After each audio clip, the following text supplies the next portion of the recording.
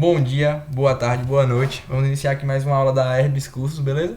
A nossa aula hoje ela é voltada, ela existe uma aula complementar aqui com o José, que é envolvendo o disco trilaminar, o disco embrionário trilaminar plano, beleza? Que dá origem a endoderme, ectoderme e mesoderme. Nós iremos ver de onde vem esses folhetos germinativos e como isso acontece, beleza? Só aqui na Herbis Cursos.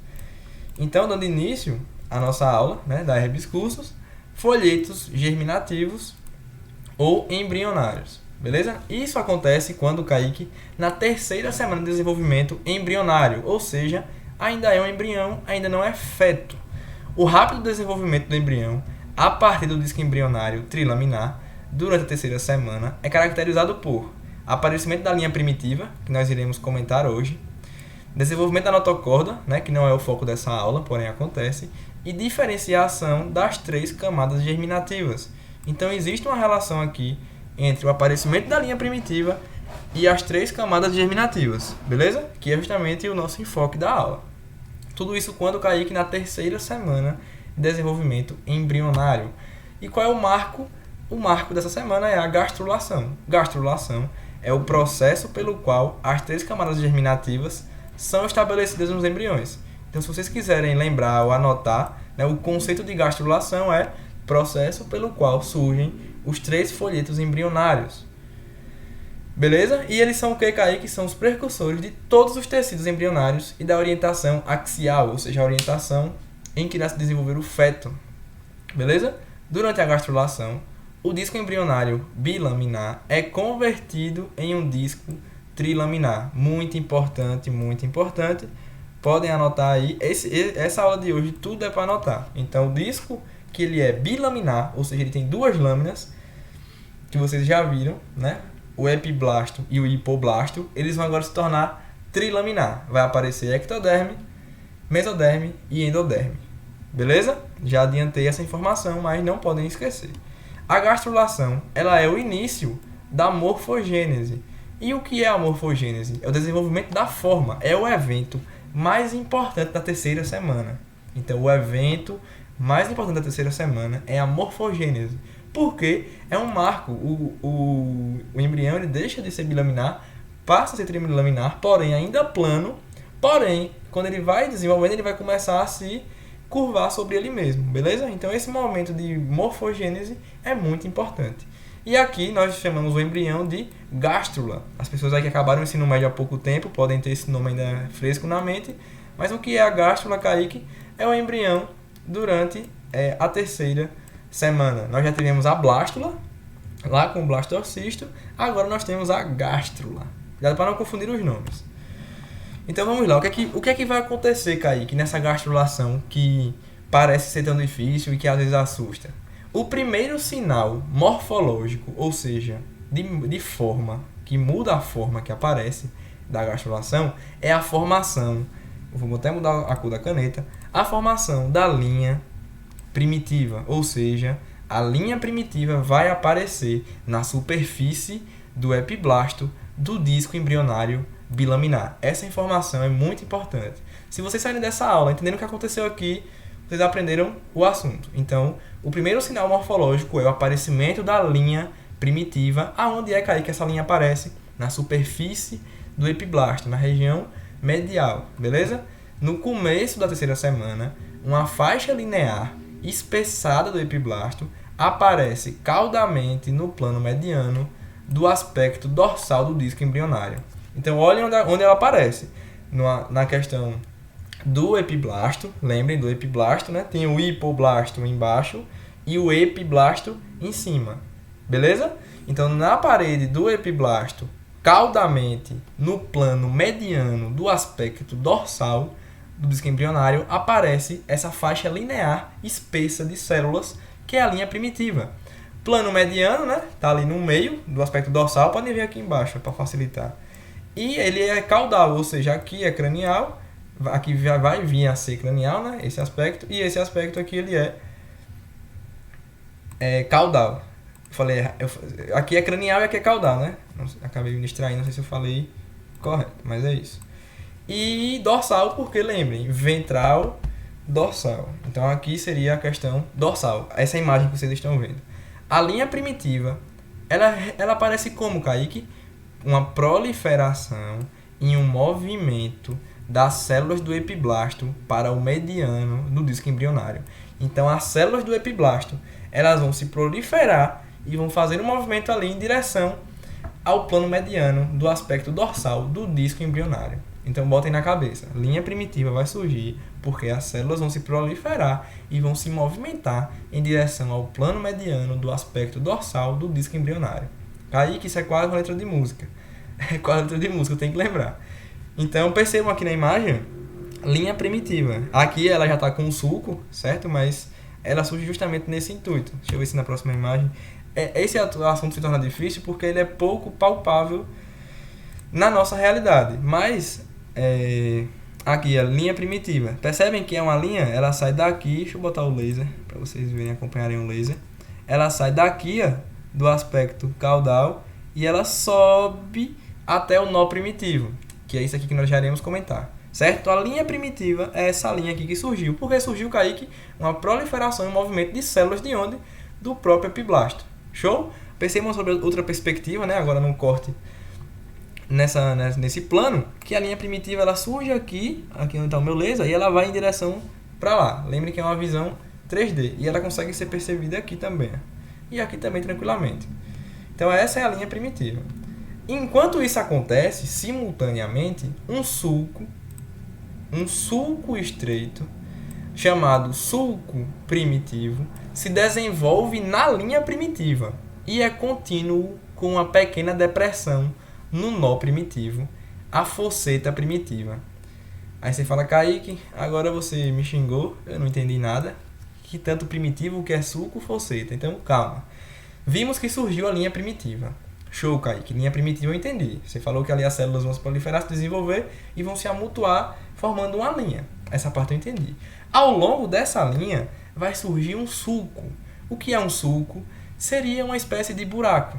Beleza? Então, onde tem a linha, vai surgir um buraco em cima dela. Show? E ali, em direção ao nó primitivo. O nó primitivo é essa região mais arredondada aqui. Então, a linha, vou fazer aqui do lado. A linha primitiva, ela segue e lá no final ela tem um nó primitivo. Aí, nesse nó primitivo, vai aparecer a fosseta primitiva. O que é uma fosseta? Fosseta, né, é uma estrutura que é um buraco. Então, por exemplo, se eu cavar um poço, não sei se todo mundo sabe o que é um poço. Quando eu cavo um poço, ali tem uma fosseta. Como aqui no caso é no nó primitivo, nós temos uma fosseta primitiva. Eu vou tentar fazer uma visão aqui de lado, tipo assim, nós temos o nó primitivo, que é essa estrutura, beleza? E aí vai surgir a fosseta primitiva, que seria assim, ó. Conseguem imaginar? Você tem o nó primitivo e surge uma cavidade ali dentro, ou seja, vai surgir uma fosseta, uma cavidade. Beleza? É um pouco difícil de imaginar, certo? Mas espero que vocês consigam fazer esse pensamento. Eu tenho uma linha primitiva.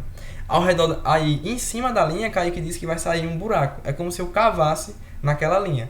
E no nó primitivo, que é essa região circular, que vocês podem ver aqui, ó, bem aqui no finalzinho, ó, que ela é mais circular, aqui nesse meu desenho também. Ó. O que é que vai acontecer nessa região que ela é circular? Você vai surgir uma fosseta, um buraco. Beleza? Eu vou tentar mostrar aqui. Eu vou até sair desse slide e vou vir pra cá pra vocês me verem grandão. Beleza? Vamos lá. Kaique, aqui é apenas uma tentativa de demonstrar de maneira mais simples. Aqui nós temos a linha primitiva. Show? A linha primitiva, ela tá lá desse jeito, né? Na região, no plano mediano do aspecto dorsal. Então aqui é o aspecto dorsal. E aqui embaixo seria o aspecto ventral. Show? Ao redor não, né? Na linha primitiva vai surgir o sulco primitivo. O que seria o sulco, Kaique? É como se surgisse isso aqui, ó. É como se surgisse um sulco.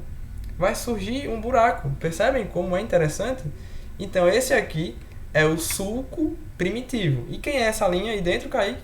A linha primitiva. Show? E aí no nó primitivo, onde seria o nó primitivo? O nó primitivo, ele ficaria, vocês não estão conseguindo ver meu dedo? Aqui, ó, uma estrutura circular aqui, beleza? E aí aqui vai surgir o quê? Vai surgir uma fosseta. Como seria uma fosseta? Seria se eu fizer aqui uma marca, né, do nó primitivo, e aí eu vou vir aqui e vou tentar demonstrar para vocês o que seria essa fosseta. Temos lá a linha primitiva, como o Kaique disse, sulco primitivo, porque formou o buraco, e aí no nó primitivo, que é essa estrutura aqui cranial, porque na minha perspectiva aqui eu trouxe o exemplo, aqui na frente é caudal, certo? E aqui próximo de mim é cranial. No nó primitivo, que está aqui onde está meu dedo, vai surgir uma fosseta. Ó, percebam que eu vou colocar o meu dedo aqui. Vai surgir uma fosseta. Vocês estão vendo que meu dedo saiu embaixo? Deixa eu encostar na câmera. Ó, uma fosseta. Então é isso que vai acontecer. Vou tirar aqui. Podem perceber. Vai surgir sulco primitivo, que é esse buraco. E aqui vai ter uma fosseta, que é o quê? É uma cavidade que vai aparecer ali no nó primitivo. Você fala, Kaique, por que isso é importante? Porque ela vai ajudar lá no processo notocordal, lá na frente. Beleza? Então eu achei interessante trazer assim, nesse aspecto no papel, para ficar mais palpável. E presencialmente nós iremos trazer mais exemplos. Show? Então, aconteceu isso. Linha primitiva, sulco primitivo, nó primitivo e fosseta primitiva. Olha que são muitos nomes, então não achem que de uma vez vocês vão aprender tudo, e também nem para todo mundo é fácil do mesmo jeito, certo? Mas calma que vai dar certo. O sulco primitivo e a fosseta primitiva resultam da invaginação das células epiblásticas. O que é invaginação, Kaique? Movimento para dentro. Dentro. Vaginação, movimento. Então, movimento para dentro das células epiblásticas. Por quê? Novamente, eu vou voltar aqui nessa câmera maior. Lembrem que nós temos que a linha primitiva, ela surge porque ela surge na superfície do epiblásto. Então, as células daqui são células epiblásticas. Show? Por que isso acontece? Elas vão se proliferar e elas vão invaginar. Então, elas vão invagina. O que é isso, Kaique? Movimento para dentro. Show? Olha lá, olha a nossa fosseta primitiva aí, na frente, bem na frente da câmera. Tá vendo? Lembrem que ela é cranial. Então, se aqui é cranial, próximo de mim agora é caudal. Percebam que eu mudei o exemplo. Mas a fosseta primitiva é justamente essa estrutura aqui que vocês estão vendo, né? Eu vou passar o meu dedo aqui. Aqui é a fosseta primitiva. Show? Então, né, voltando para o slide. Voltando aqui para o slide, para darmos continuidade, é isso que acontece. Por que invaginação das células epiblásticas? E aí, vou voltar à imagem, porque agora essa imagem vai fazer mais sentido. Percebam, nó primitivo, como eu falei, num aspecto mais cranial. E a linha primitiva, tá vendo que ela tá com um buraco? Olha isso aqui, ó. Isso aqui é uma cavidade, né? Uma linha primitiva indentada pelo sulco primitivo. Igualzinho eu mostrei no papel. Então tem a linha primitiva e ela surge um sulco nela ali, uma cavidade. Beleza? E aí no nó primitivo, que é essa região circular aqui que eu tô desenhando, vai surgir a fosseta, que é o quê? Vai ter ali aquela região de entrada. Show? Aí você fala, Kaique, por que todo esse trambolho? Por que tudo isso acontece? Porque pouco tempo depois do aparecimento da linha primitiva, agora essa informação vocês vão ter que guardar para sempre, beleza? Vou até mudar a cor. As células migram da superfície profunda para formar o mesênquima. Então, as células daquela região, elas migram da superfície profunda, ou seja, daquela região que não está próxima, elas vão migrar, elas vão sair do seu local de origem para aquela região para formar o mesênquima. Lembrem que isso tem a ver com fatores genéticos, que isso vai acontecer naquela semana porque é da espécie do ser humano, certo? Vão ter proteínas e etc. que vão fazer esse papel. Então, as células vão migrar da superfície profunda para formar o mesênquima. E o que é o mesênquima, Kaique? É um tecido conjuntivo embrionário formado por pequenas células fusiformes, frouxamente organizado em uma matriz extracelular de fibras colágenas esparsas. Você fala, Kaique, que conceito difícil. Não. O mesênquima, ele é um tecido conjuntivo que vai dar origem a estruturas do nosso corpo. Pronto.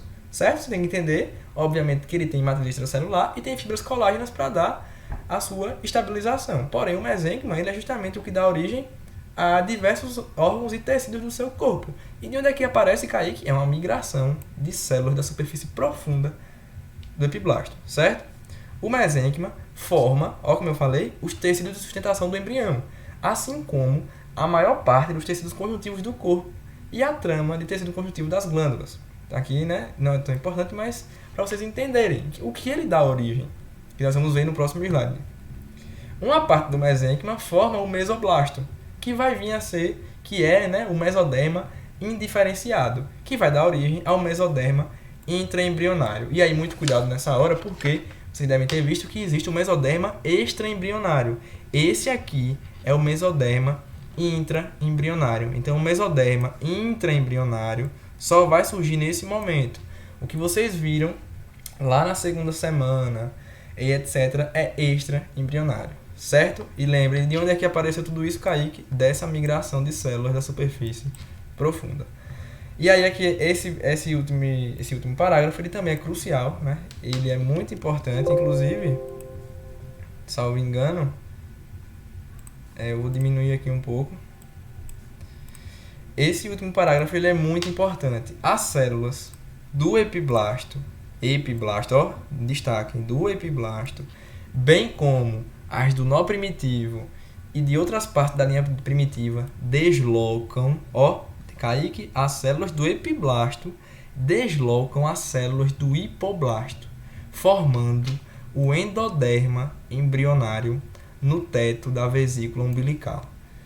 Então, o epiblasto, lembrem, eu vou desenhar, certo? Eu vou mostrar com as minhas mãos. O epiblasto e o hipoblasto, eles ficam assim. Percebam que surgiram células mesenquimais entre eles. Então, aqui nesse meio, nessa cavidade, existe o que vai vir a ser o mesênquima, certo?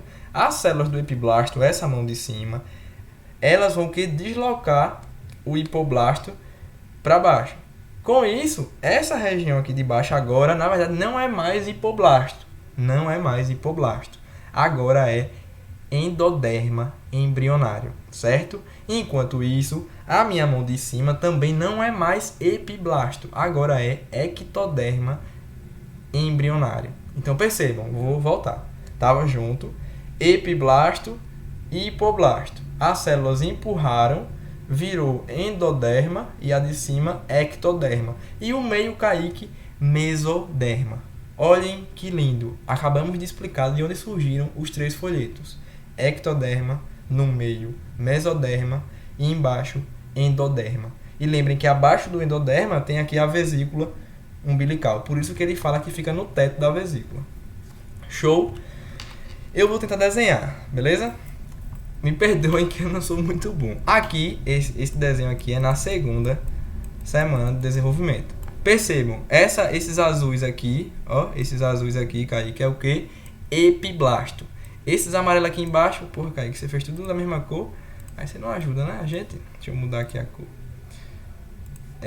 Aqui, né, no amarelo. Esses amarelos aqui são o que? Hipoblasto. Então eu tenho epiblasto em cima, hipoblasto embaixo, certo? E aí o que é que vai acontecer? Então nós temos lá epiblasto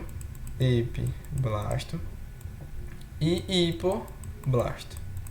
Nós vimos que vão surgir células da superfície, vão surgir não, né? Elas já existem. Elas vão emergir da superfície profunda e elas vão dar origem aqui ao que vem a ser o mesoderma, né? Então nessa região do meio vai surgir o mesoblasto, que é o mesoderma embrionário, né? Essa região do meio vai dar origem vai vir a ser o mesoderma. Entretanto, nós vimos também que o epiblasto, ele dá origem, essas células da superfície profunda são epiblásticas. Então, vem do epiblasto. E além disso, o epiblasto, as células, vão empurrar o hipoblasto para baixo. Aí o hipoblasto vai descer. O hipoblasto é esse aqui, ele vai descer. Ele agora vai ser o endoderma. No meio, eu botei de azul. No meio, nós vamos ter o mesoderma, que eu já havia falado, que vem das células da superfície profunda do epiblasto. E em cima, o epiblasto é o verde, certo? Nós vamos ter o epiblasto, que agora se transformou em ectoderma, né? Ectoderma embrionário. Olhem como é lindo. O epiblasto e o hipoblasto, ó, eles dois aqui, eles existiam lá na segunda semana de desenvolvimento, certo, Kaique? Certo, Kaique, nós já entendemos. Epi e hipo. Surgem células da superfície profunda do epiblasto, que dão origem ao mesoderma, certo, Kaique? Essa parte a gente entendeu.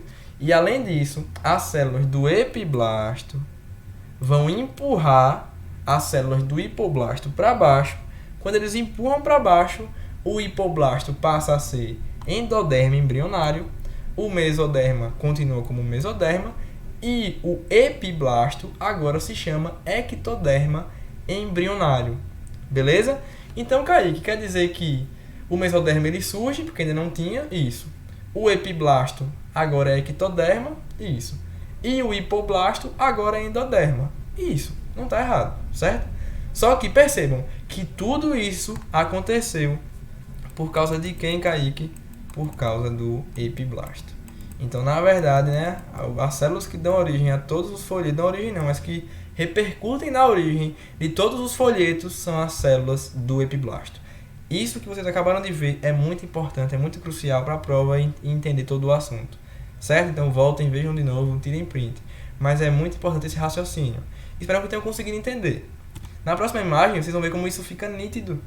Você vai falar, Kaique, não parece seu desenho, mas olha, essa região de cima é quem, Kaique? Você falou ectoderma embrionário. Veio de quem? Do epiblasto. Kaique, essa parte de baixo era o hipoblasto, não era? Era na segunda semana. Só que agora é o endoderma embrionário. E o meio, Kaique, é quem mesmo? É o mesoderma embrionário.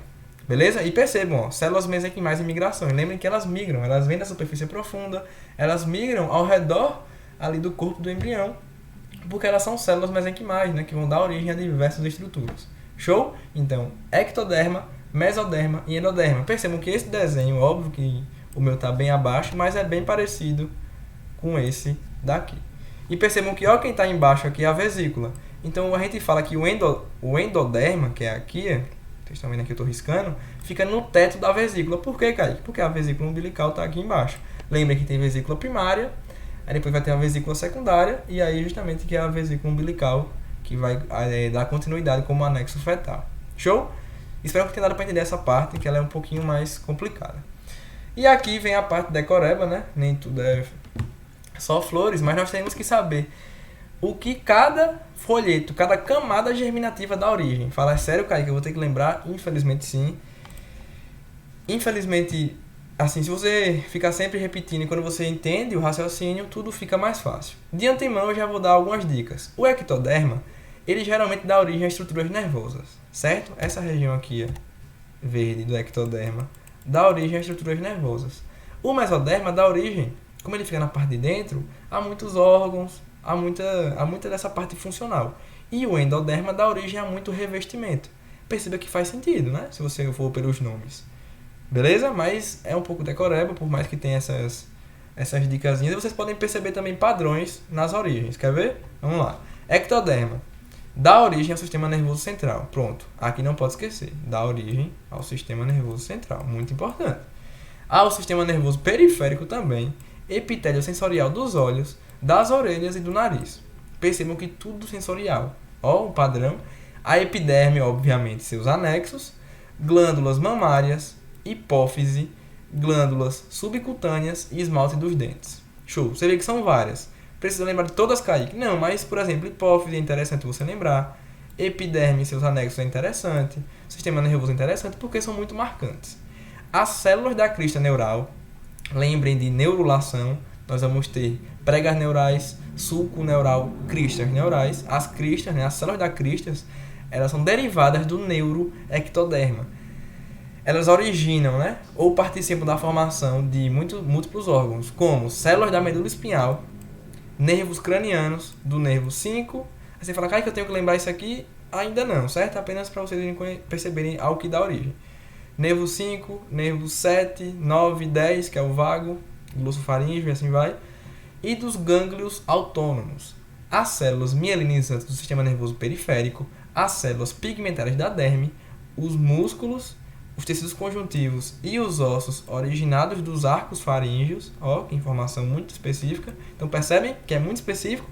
Então eu tenho que decorar, Kaique? Não necessariamente, certo? A medula da suprarrenal, a região medular da suprarrenal, e as meninges do encéfalo e medula espinhal. Olha de onde vem as meninges. E vale destacar que essa informação aqui eu vou destacar porque a medula da suprarrenal vem do ectoderma, só que o córtex não vem. Porque quando vocês verem o nome medula e córtex, a ideia é assim, ó. Medula é essa parte do meio, certo? E córtex é essa parte de fora, independente da estrutura. Então a medula da suprarrenal é de origem ectodérmica, certo? Porém, o córtex da suprarrenal é de origem mesodérmica. Você fala, Kaique, que coisa, né? Que coisa. Então uma parte da glândula é origem ectodérmica e a outra parte mesodérmica. Vamos ver aqui essas duas para acabar. O mesoderma dá origem a tecido conjuntivo, cartilagem, osso, músculo liso estriado, coração, sangue, vasos linfáticos, rins, ovários, testículos, ductos genitais e as membranas serosas de revestimento de cavidade pericárdica, pleura e peritoneal. Não é à toa que se vocês forem no livro de Murray, vocês vão encontrar lá mesoderma pericárdico, celoma pericárdico. Então ele meio que te dá indícios que o mesoderma vai dar origem a essas regiões, ao baço e ao córtex da suprarrenal. Então lembrem, a medula da suprarrenal é de uma, mas o córtex é da outra. E por último, o endoderma dá origem ao, como eu falei, revestimento. Perceberam o padrão? Aqui dá origem a coração, rim, testículo, ovário, sangue, cartilagem, osso. Aqui dá origem à parte nervosa, o ectoderma, e o endoderma é mais revestimento. Então percebam, ó, revestimento epitelial dos tratos digestório e respiratório, parênquima das tonsilas. Kaique, o que é parênquima? A gente já teve essa aula. É o tecido funcional. Então, o tecido parênquima porque tecido conjuntivo de sustentação até ficou duvidoso essa informação aqui. Óbvio que vai ter de novo o quê? Variação de literatura e de tradução, de parênquima e estroma. Mas das tonsilas, certo? Que são as... Temos várias, né? Temos as tonsilas palatinas, que fica na boca, que o pessoal chama de amígdala. Tem a adenoide, que fica lá, anterior ao osso esfenoide, e tem as sublinguais na base da língua. As glândulas tireoide e paratireoide, ao timo, ao fígado, ao pâncreas e ao epitélio de revestimento da bexiga e da maior parte da uretra. Então percebam, cuidado. Pâncreas e fígado é do endoderma. Coração, rins, ovários é mesoderma. É bem comum tentarem confundir a gente nesses momentos. Também dá origem a epitélio de revestimento da cavidade timpânica, antro-timpano e tuba faringotimpânica. Então percebam que tem muito revestimento. E chama a atenção também do fígado e do pâncreas aqui, para não se confundir e achar que é mesoderma. Beleza? Acabamos. Essa parte aqui é um pouco decoreba, né? Não tem jeito, anotar e ler, para tentar lembrar. Essa imagem é muito boa, né? Quem quiser tirar um print, tá na página 111 do livro Embriologia Clínica de Murray, 10ª edição, e ela traz um resumo bem específico de tudo. Beleza? Eu não vou falar porque eu vou repetir tudo que eu falei, vai ficar cansativo para vocês, mas eu trouxe mais para vocês tirarem aquele print da Herbis Cursos, valeu? E ficarem lendo, colocar de papel de parede, ou cada um faz o que achar conveniente para tentar lembrar. Certo? Você fala, Kaique, você acha que eu vou lembrar de tudo pro dia da prova? Se o seu foco for esse de fazer a prova, eu imagino que sim, consegue sim acertar a questão. Beleza? E aqui está justamente todo o passo a passo do que vira o que, né? Numa linguagem mais simples. Show? Então tira o seu print. Aqui essa imagem eu acho muito boa, então eu fiz questão de trazer para aula, porque eu usei muito ela quando eu fiz o meu primeiro semestre, e eu espero que ela ajude vocês também. Beleza? E tudo que está aqui eu falei anteriormente, então não vou repetir. Show? Então, a minha referência foi a Embriologia Clínica de Murray, e também usei para me embasar em alguns argumentos a Obstetrista de Zugaib. Show? Esse livro aqui eu aconselho, né, vocês pegarem na biblioteca e dar uma lida, quem quiser, né, quem tiver interesse, que ele ajuda bastante. E o meu slide é baseado nele. Show? Então, essa foi a nossa aula de hoje, beleza? Eu vou até crescer aqui para dizer que não precisa achar que essa parte do assunto é difícil. Cara, que é muito nome, é muita estrutura. Beleza, mas eu sei que vocês vão conseguir, até porque a gente tá junto, né? A Herbis Cursos está com você o tempo todo. E obrigado pela atenção.